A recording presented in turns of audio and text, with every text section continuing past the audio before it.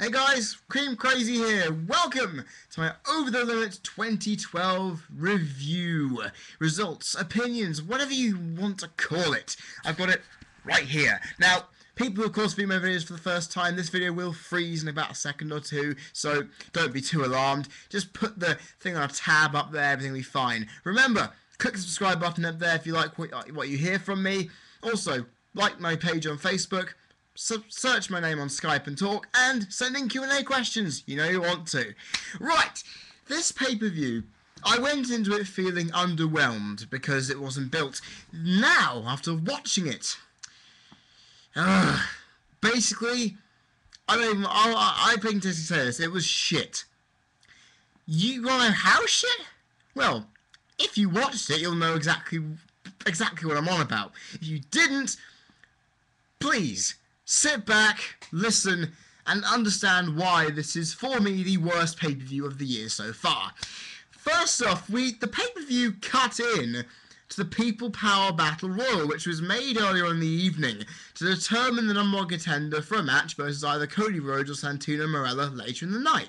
Now, I've never seen that done before, and I was thinking, okay, they've probably fucking decided to just run over the length of the bloody pre-show, which is stupid, because you honestly shouldn't do that. It's unprofessional. Anyway, big news of this Battle Royal, if there was going to be any, Christian made his dramatic return. That's right, Christian back from injury. Awesome. Let's see how this went in. Heath Slater got eliminated first, which is great to see the King of Jobber Central go. McGillicuddy soon followed. JTG got super kicked by the Usos to get himself eliminated. Tatsu landed awkwardly on his ankle as he got thrown out. Rex and Hawkins eliminated Ezekiel Jackson. An Uso, I don't know which one, was eliminated by Titus O'Neil, who I've never heard of in my life. McIntyre goes next, sadly. Hawkins and Rex are taken out by Carly at the same time. Rex botches his bloody elimination by hanging onto the ropes for a bit too long. Mahal is then chucked out by Carly. O'Neil, Young, and Miz then eliminate Carly. O'Neil then gets kicked out by an Uso, I think. I wasn't really paying attention. The crowd then goes silent as Darren Young eliminates the other Uso. Regal then gets eliminated by Christian, much to the crowd's disappointment. Young gets eliminated by Alex Riley. And then Riley, brilliant idea, to hit a bloody awesome spinebuster on Miz. Nice. Riley then gets kicked onto the top rope and kneed in the face by Miz to get eliminated. Tyson Kidd, Otunga, Miz and Christian remain. Yeah, Tyson Kidd is here. Tyson Kidd is here in this match in the final four. Don't know what this means, but could be anything. Kidd tries to eliminate Miz. Otunga then kicks him out when he goes over the top rope. Meaning Miz and Otunga are left taking down Christian with typical heel tactics. Cole flips out when talking with Booker, which, to be honest, the show hasn't even fucking started and they're already having a go at each other. Miz nearly eliminates Christian. Otunga's then eliminated by Christian. Miz nearly eliminates Christian. Skull Crushing Finale counted to an I'm Prettier, which is then counted to an Irish Whip. Christian just about stays in from that. Both men go over the top rope onto the apron. Christian then boots Miz off to win. Now, seeing as the pay-per-view coverage officially started when this match was on the screen, I can count it towards the rating. Yep, that's a new policy I'm adding in. If the pre-show overruns, if it's most of the match, I will include it. Honestly, there wasn't really much to talk about. I mean, there's a few decent bits of moves. You know, a few cool moves by Riley and some decent stuff on the countering towards the end. It was barely anything to really talk about and really honestly show. It was just what a pre-show match is made for. Quarter of a star, I'll give it. That's it. It's contributing towards the rating of the pay-per-view. Hasn't gone off to a good start. We then see the intro. Yeah, proving that this pay-per-view did run over on the pre-show a bit late. This is not a good sign, and I was thinking at the time, hopefully the show doesn't go downhill from here. R-Truth and Kofi Kingston defeated Dolph Ziggler and Jack Swagger to retain the WWE Tag Team Championships in a very mediocre, very poor match, in my opinion. There wasn't really too much to talk about. First of all, Vicky Guerrero came out, pledged the board of directors will have her on a short list just in case Laurinaitis loses. I'm thinking, in your dreams, you're not going to get it. Kofi flips completely over to reverse an elbow tie-up, which I thought was pretty nice. There's multiple leapfrogs and a drop kick by Kofi, got a 2 count. Double arm drag by the champs, also got a 2 count. Teardrop leg drop by Truth for a 2. Kofi tagged and hit a big splash for 2, which was cool. Didn't really see the tag though. Ziggler hit a Dominator, I think, for 2, which at the time was its first move that wasn't a tie-up for the entire team, which proves one thing: the heels are probably going to lose this thing. Vicky distracted the ref, Ziggler ate boot, Swagger hit a springboard Vader splash, I can only call it that because that's all I can call it by, for 2. The commentators are too busy talking about Vicky's dress, which has holes on either side of the area where the armpit and boobs are, to really give a shit about the match. And that's also in a way how I felt. I was a bit bored. Modified crossface by Ziggler, which was quite nice. Ziggler's neckbreaker was counted into a backslide for 2. Ziggler and Swagger dominated Truth for ages and literally nothing came of it, I can tell you. Truth then hit a massive tornado DDT from the top.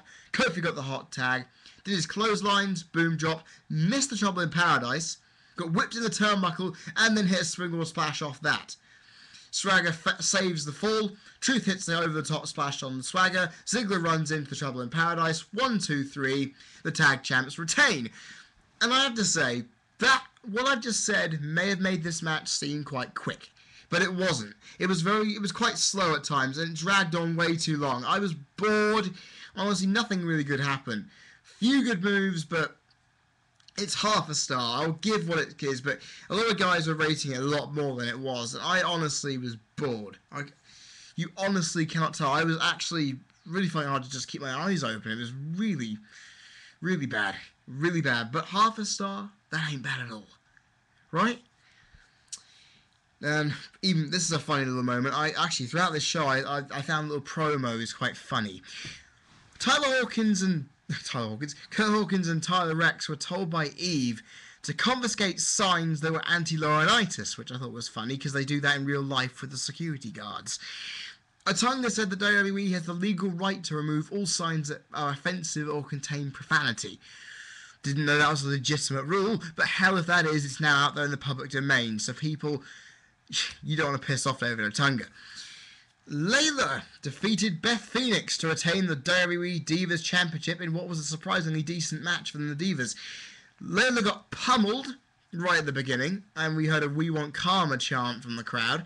Layla hit a swinging facebuster and fought straight back. She then springboarded off the ropes in the corner to hit a crossbody, which was quite cool. Beth goes right for the knee, hits a shoulder into it, and rams it into the post. A turnbuckle post sharpshooter is then botched as Beth wraps the knee back around the post. Layla oversold it Eve Torres Kelly style by screaming her fucking eyes out. Where am I? Chef lost it. And then Beth covered for 2. Layla no-sells the knee and hit a roll-up for 2. Layla then goes back to selling on the mat, which basically makes me say at one point, make your fucking damn mind up. Booker says if you have a knee brace on, you shouldn't even be in the ring wrestling, okay? Stone Cold Steve Austin at one point wore 2 knee braces and won championships with it. Effectively, that renders your argument invalid, Booker. Good on you.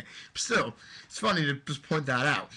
The crowd are silent, but then perk up when Beth goes for the military press slam. Layla hit a fantastic DDT counter off it, covered for 2 as Beth kicked out. Layla went for a reverse DDT flip off the top. Beth counters into a glam slam, which is counted into a roll-up, which is then counted into another one for 2. Layla hits the neck breaker out of nowhere, gets the win. And also, just want to point this out for psychology marks out there, she was limping out the ring, selling that shit. Nice. Now, fast-paced stuff from a Divas match. It's pretty awesome. Good psychology, loads of near falls, decent counters. Very good match from these guys. I don't know, do I give it 1 star? Because I was thinking of giving it that extra. Would I? Based on the fact that that post sharpshooter was botched, give it lose a quarter? Looking back on it, it was a tiny bit slow at times despite being fast paced. I'll give it 3/4 of a star. I'm being a bit harsh, but you know me. I do what I can. I don't bend the rules on my ratings here, folks. Because My rating, if I've lost the document. I'll get the rating I have for a 1-star match. And just point this out. 1 star is just bad match. A 3/4 of a star is a few good moves, but nothing else of merit. Okay, fuck it. I'll give it 1 star because it was a bad match, but then again, Divas matches mostly are. This was actually a good one, so I give it a 1 star because I am nice. Hey, would you think I'm nice? Yeah. Okay, back to the review at hand. I need to get back to the document. Next, Sheamus defeated Alberto Del Rio, Chris Jericho, and Randy Orton in a fatal 4-way to retain the World Heavyweight Championship. The best thing about this match to begin with, there was sea chants for Del Rio in the crowd. Nice. Massive pop for Orton. He was over so much.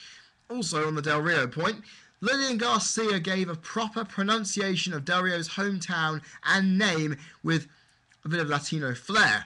You rock, Lillian. Honest to God, it's good that you're back here. Del Rio goes after Sheamus and Jericho goes after Orton as the bell rings with the faces getting the heels out of the ring. Sheamus and Orton are ready to kick off, but the heels get their own back quickly.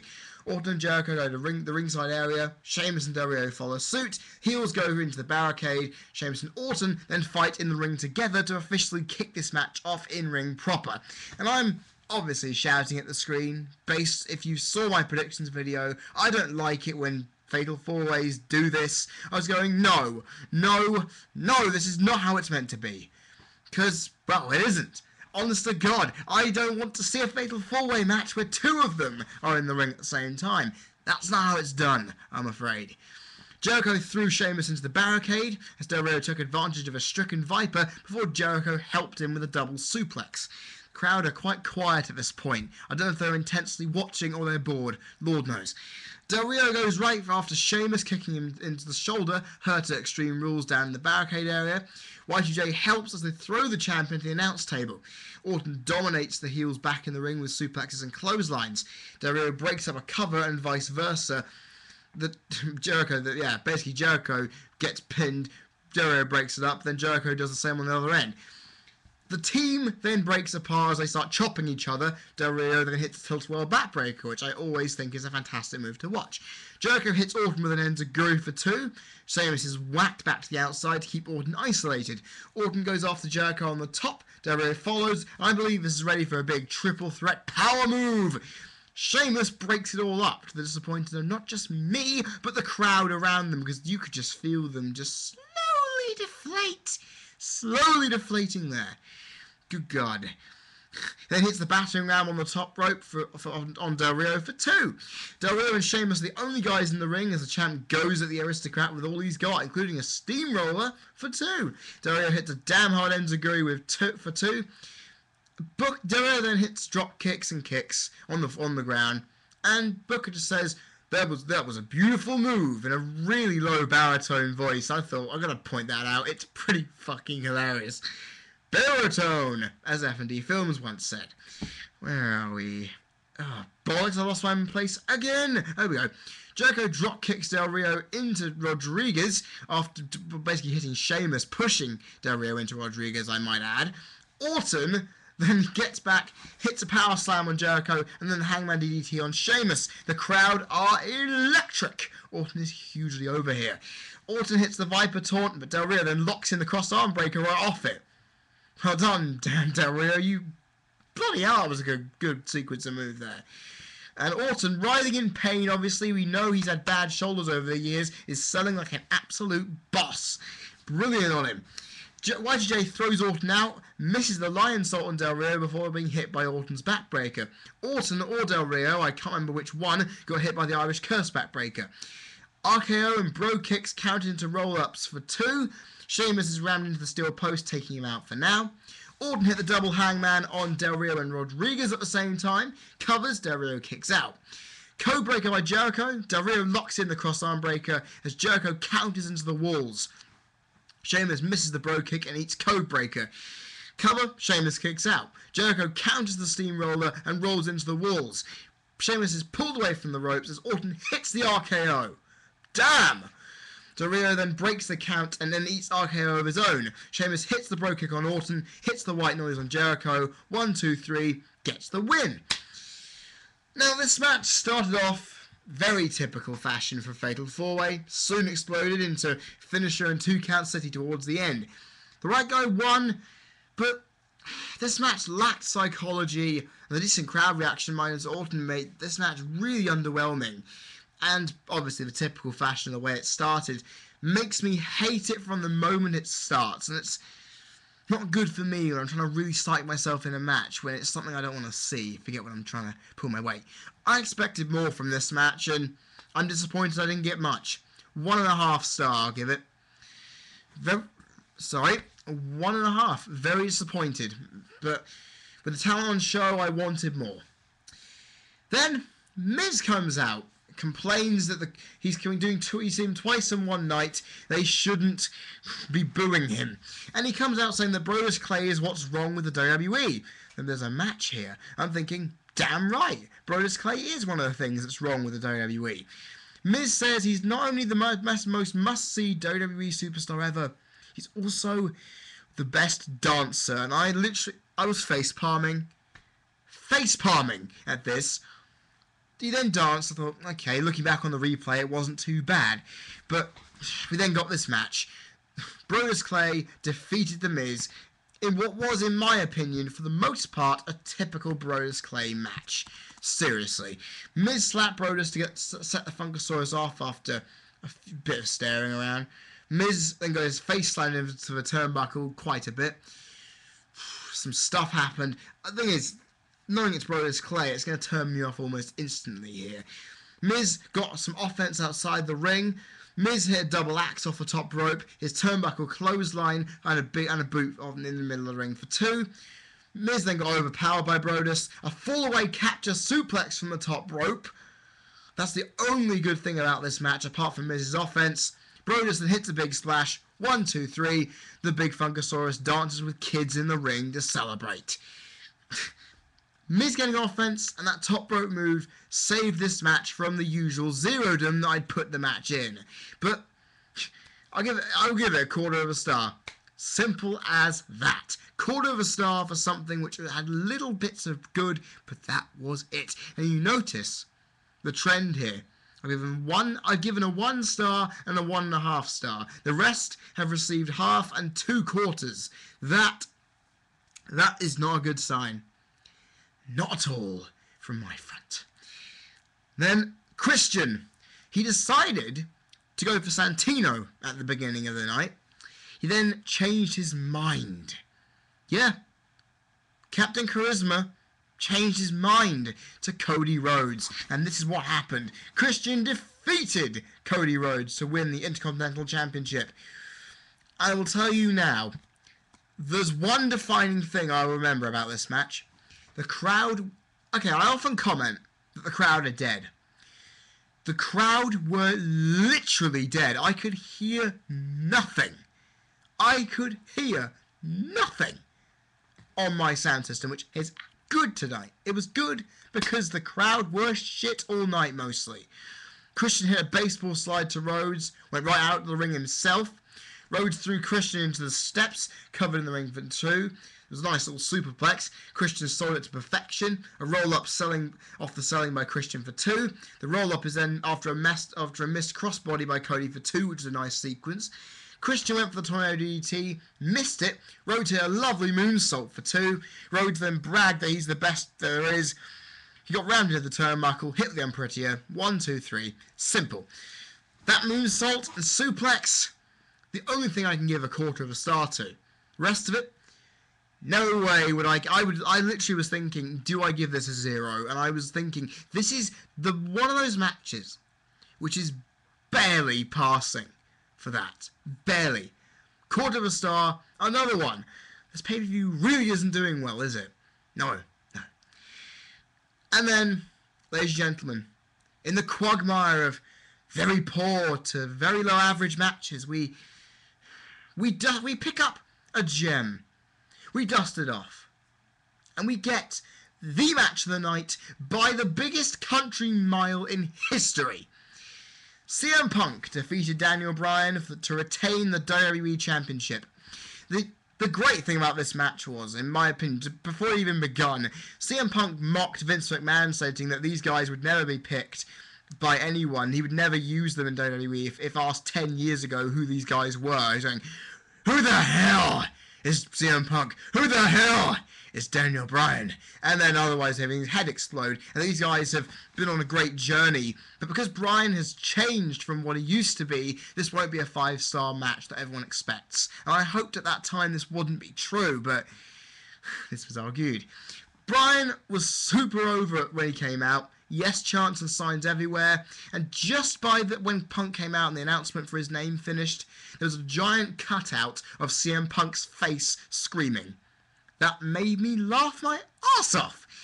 And then we get to the match itself, everybody. Let me get on with this. Punk and Bryan alternate kicks and lock up in the middle of the ring and the ropes. Punk then rakes the nose in a headlock, doesn't really let go. Oh, actually, was Punk having his face raked? No. It was Punk raking the nose of Bryan. Okay, he doesn't get out of it. Irish whip alternates to an arm drag by Punk. Punk goes for the leg in the ropes as the crowd are chanting both men's names. They are wanting this. Headlock takedown by Punk. Rolled into another one, but quickly fought out. Punk rams the knees into the leg of Bryan. Cole says that Bryan's weight is 192 pounds. Justin Roberts announced it was 210. Now, I know the policy states you have to have it 210 for everyone. You just got pwned. Say it right, Roberts, next time. Yeah. Uppercuts by Bryan into the corner, followed with yes chants all the way. A springboard flip by Bryan, runs into a GTS position, but he's scrolled out of it. Punk locks in a Celtic knot on the leg, and apparently this has been injured a few times, so good to know that he's working on it. Bryan breaks out, pummels Punk.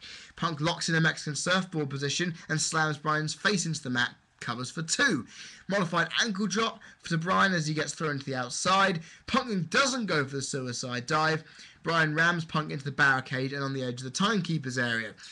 Bryan goes to the top, whacks the dropkick for 2. Ground abdominal stretch by Bryan is then working the back and head neck area of Punk. Punk tries to get out, but Bryan keeps the hold in. Punk then gets kneed, covers for 1. Figure 4 attempt, woo! By Punk, countered to a roll-up by Bryan for 2. Bryan locks in the Mexican surfboard position and then rakes the face back instead of lifting Punk up. Punk then just lifts him back. Yes, every time before locking it in proper. Yes. Seriously, there's so much yes about this match. Bryan then locks in a Dragon Sleeper while still being locked in the surfboard stretch. This is awesome! I literally just marked out like that when that happened, I tell you that for sure. Punk fights out with many elbows to the head. Bryan then slips away from it because the camera just quickly cut with no showing of that. Where am I? Punk is then lying on the floor exhausted. No shit, because that was fucking painful. Bryan hits running knees to the back, goes for the 3rd, but then misses. Perfect plex by Punk gets 2. Great fast snap suplex by Bryan. Bryan then goes to the top rope, whacks the headbutt, covers for 2. Both men then collide with crossbodies. The match has finally slowed down to a crawl. Both men get up on their feet. Pummel. Power slam by Punk off his comeback sequence, and a Bryan boot gets 2. Bryan then gets elevated to the outside, selling the ankle some more, followed by a suicide dive. Punk goes for the springboard clothesline, but Punk then hits a dropkick in midair. Yeah. Covers and Punk still kicks out, believe it or not, people. Bryan whacks the kicks. Punk then catches one of them, locks in the figure 4 leg lock. Woo! Have to, Rick. I gotta. It's mandatory now. Oh, lost my place again. I should have brought a drink in here. The leg that Punk has targeted all match has now been levelled. Both men slap each other inside the lock and thinking, oh, it's beautiful. Bryan then gets to the ropes. Punk then breaks the hold at 4 before mocking Bryan's old "I've got 5" catchphrase with a massive smile on his face. Oh, man. Bryan rolls through for the 2. Punk rolls then through for a 2 of his own. It just keeps happening for a little while. Bryan hits a massive kick to the head. Covers, but again, Punk is kicking out of this shit. This is an awesome chance to start filtering around the arena. Bryan exposes his knee, rams it into Punk's gut as both men go to the top rope. Punk pushes Bryan into the ropes, hits a springboard clothesline off the top rope. Punk... Oh, I've lost my placing. Oh, there we go, yeah. Off the springboard clothesline, off the rope, covers for 2. Punk lines up GTS. Bryan backsides for 2. Punk then rolls through, but Bryan has got him locked into the yes lock. Punk fights out. Bryan's then launched over the top rope and is hit with a roundhouse kick. Covers. Bryan gets his foot on the rope to break the count. This is getting intense, because at this point I'm thinking, who the fuck is going to win this? It's mental. Scoop slam by Punk, ready for the Savage elbow. It connects! Randy Savage chants, always obligatory with this. However, Punk's ribs are in agony. He is so much pain here. He's selling this so well. And then covers for 2. Bryan rams his knees right into those ribs like a ferocious fucking animal. He's like a bulldog going after a big slab of meat. Bryan then builds up the yes chants in the corner, launches himself, and then lands arse first on the top turnbuckle. Punk then hits his knee, but then gets locked in the yes lock off, I believe, either off the rebound or a GTS position. My mind was focused on this computer at the time. Punk then rolls up Bryan while still in the hold for the 3, but we see Punk tapping out. Punk has won the match, but we saw him tapping out. What does this mean? Could this be a restart like we've seen before? No, because Punk tapped out after the 3, meaning he is still champion, and Bryan is crying his eyes out just about. You can see him just... He's fuming. But my God, what a match. What a good match this was. There was no AJ. Thank fuck for that. There was just brilliant technical wrestling by 2 of the best. So many near falls, brilliant psychology, and a hot crowd for the majority made this match so fun just to sit back as a neutral in my part and enjoy it. This put the rest of the card to shame, people. It tore the arena down. In fact, the arena was built for this just to get demolished by it. It was that good in comparison with the rest of the card. Honestly, supporting neither man made this more intense and more emotional for me to invest myself into. Was great. This match, I would say, had it all. Brawling, grappling, striking, cool as hell submission moves and high flying moves. It was a reason to state why these 2 are so highly rated. And if there's a load of fault I have to put out here, this did lack animosity, proper animosity of a feud, and a proper feud to make it even more intense and create a much better reaction and atmosphere. However, for a match based on 2 guys who respect each other as equals, you will not get many as good as this. 4 stars, match of the night, bar none. Simple. I expected a 4.5. I expected a 3.5 to 4 to 4.5 star. I got in the middle of that. Perfect. Absolutely perfect. Ryback then comes out. Defeats Camucho with Hunico in his corner. Nothing really happened in this match. The usual Ryback stuff. Honestly, if you've seen one Ryback match, at the moment you've seen them all. 0. Yep, I thought I was going to get away with not giving a 0 to anything here tonight, but I'll give 1 there, because it's just Ryback doing what he's got to do, which is a bit shit.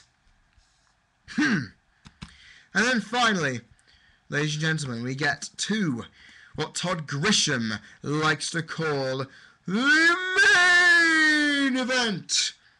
Or basically what he used to call it, I might add to put correcting myself here. Because John Laurinaitis defeated John Cena just like I predicted. But how did it go down, you may ask? Well, let's find out, shall we? There was some boos for Cena, but way more cheers. And he wasn't wearing his arm brace. Way to no sell before you get there, Superman. Laurinaitis also took a page out of MVP's book by wearing the Power Ranger suit look. Doesn't work on you, Johnny. Doesn't work. Right, Laurinaitis immediately tries to run, but then Cena goes right after him, puts him back in the ring. Then he goes for a windmill kick, Cena catches him, punches him to the ground. Laurinaitis has his top pulled over his head, Cena slaps him a good few times. Cena then hits an airplane spin. Laurinaitis rolls out of the ring so comically, King and Booker are wetting themselves with laughter. Cena then grabs the ring bell, ding, rings it right next to Laurinaitis' ears, and as a person who has tinnitus, I can sympathise with him at that point. Then slams him into the announce table. Cole is so upset. He's saying, "You okay? Are you okay?" He just goes on and on all match long. Cena hooks Laurinaitis and himself up to the Spanish commentary announcer headsets, mimicking Booker and Cole. Okay, this is a Rufflecopter Award nominee. This moment in particular, because saying, this is vintage Cena, vintage Laurinaitis. You know what, Booker, what are you going to say about that? And then Laurinaitis is just saying, well, five times, just under his breath, and come on, I was in a small fit at that. That was funny as hell. Even Cole is starting to wet himself in hysterics, although we know they're not good ones. Laurinaitis wants to shake Cena's hand. He gets punched. And then a protoplex is hit, elbow drop. Then Cena grabs the mic, saying to Laurinaitis, "You know what?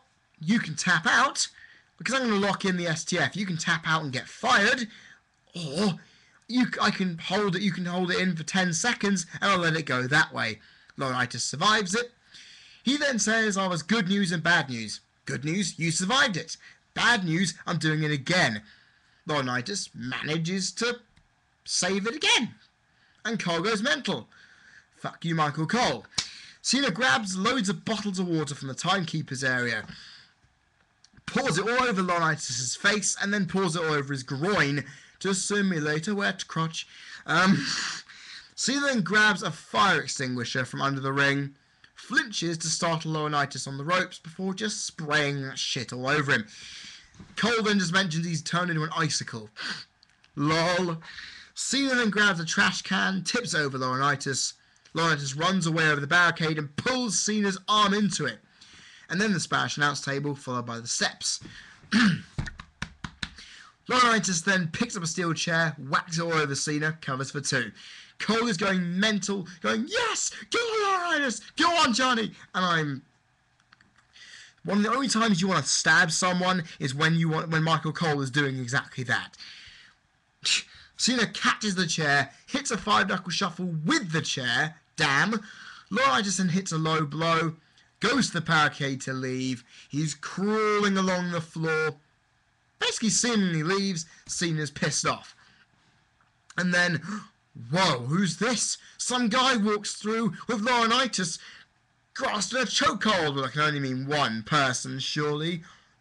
Well, here is the Big Show. Big Show is here. Who called it? Mark P, you called it. I doubted you on that. Fuck it, you called it. Cole has now lost his marbles because Retribution's about to be served. Show steps on Johnny's hand. Show goes for the choke. Throws Laurinaitis to Cena, ready to line up the AA. Show then knocks out Cena with one solitary punch. And Cole's going mental. Cole is going, "Yes, what the hell?" And King and Booker are just a bit silent. Laurinaitis covers Cena 1, 2, 3. John Laurinaitis is your winner, just as predicted. No curveballs, just a very predictable ending, which you, Mark P, the great Mark P, got bang on. Well done. This, I mentioned on the comment to your comment on how awful this match was, Mark P. It was fun to see Laurinaitis get his ass handed to him, because even I, a person who likes Laurinaitis, wants to see him get his ass kicked. And even better, just to put it from me, that commentator headset spot, awesome. Better off, the match was awful. The match was awful. 0. I would never give it anything more than that. If you give it something higher, then I do not know what the hell you're smoking, but please don't give it anywhere near me. Right. Now on to my final thoughts, because everybody, my God, this pay-per-view was hard to swallow. Honestly, it was so difficult to swallow. And speaking of that, I had to cough out some phlegm, because I've literally I think my throat has just started to kick me in the arse at such a late stage at the 35-minute mark. Throughout the show, I was hardly captivated. I was bored for 2/3 of the show, and for the most part, these matches were poor. The Bryan Punk match and the Fatal 4-Way match, in terms of the combatants and what little they did, along with the Divas, gave me something to cheer about. And on almost all levels, though, this show lacked. The crowd were disappointing. They were silent at one stage, which made me very angry. Then again, based on what was shown, you can understand purely why they were silent. Because, honestly, I have been pissed off at the end of a pay-per-view. I'm not pissed off because of something I really didn't want to see, but I'm pissed off because of how poor the show was. It lacked twists and the excitement we expect from sports entertainment and professional wrestling. And I'm just annoyed. Even with Tyler Rex, Kurt Hawkins, and Tyson Kidd's little flashes of brilliance early on in the night didn't stop me from picking this show out of the gutter. Because it won't get out of the gutter. It stays there. It was a waste of time. Everyone out there, this was a waste of time. And I feel sorry for those Americans, Ray Lott included, who paid 40 quid for this. $40, I might add. Wait until Punk Bryan comes out online if you haven't seen it, because that's the only thing you need to see. This was the only thing worth you watching. And I'm going to give this pay-per-view my lowest rating ever. Because I have given the lowest rating I've ever given as a reviewer, as a critic, as an analyst on YouTube, was a 2.75. Was that 2.5 or 2.25, I think? Yeah, 2.2. I gave Capital Punishment a mid to low 2 review. I think it was 2.5 I gave it, I think. This one's lower than that. A 1.5 out of 10. I'm just disgusted by this show. Because here's the breakdown. Bryan and Punk get the 1. The Fatal 4-Way gets 0.25 and the Divas get a 0.25. That's it. 1.5 out of 10. I'm disgusted to be a WWE fan after watching this, because I respect this makes most of the average shows I've reviewed look godly in comparison to this. And that's poor. This is one of the worst shows. This is, I wouldn't say nearly as bad as December to Dismember, but it's somewhere down there for me. Because this is poor as fuck. Honestly, I thought Capital Punishment was bad last year, but this is a new level of... This is a B show for a reason. You know why. Just look at this. It's... God damn it. No Way Out had better pick up the pieces this show leaves behind, because the WWE will seriously need help in the pay-per-view department if this poor form from this pay-per-view onwards continues. And honestly, I don't think that any pay-per-view is going to reach worst pay-per-view of the year, because this one is going to steal it. It's going to run away with it, people. I'm going to end that there, guys. I hope you've enjoyed this review, because I'm not really as jolly as I usually would be. But then if you, based on the ratings I've given these matches, you'll understand why. Because one of the only times I ever agree with the wider internet public. A lot of people criticise the Royal Rumble, a lot of people criticised WrestleMania, a lot of people criticised Extreme Rules. I didn't give a shit, I liked those shows, but this, even Elimination Chamber, I gave a 3-ish, which you didn't see a review for because I didn't upload it because my internet fucked up on me. But this is lower than that, so seriously, No Way Out, I better do better. Remember, if you like what you've heard from me, click that subscribe button up there. Also, like my page on Facebook in the description, search me on Skype, and ask me Q&A questions. 1 week to go, people. 6 days left, even. You know what to do. My God, you know what to do. I've got 36 questions so far. Keep them coming. I need more. Thank you so much for watching this video, guys. I've been Cream Crazy. You've been people watching. And this has been my Over the Limit review, results, and opinions. I will see you guys for my Q&A next week. And on the 40-minute mark, I say cheers. Haha. See you guys.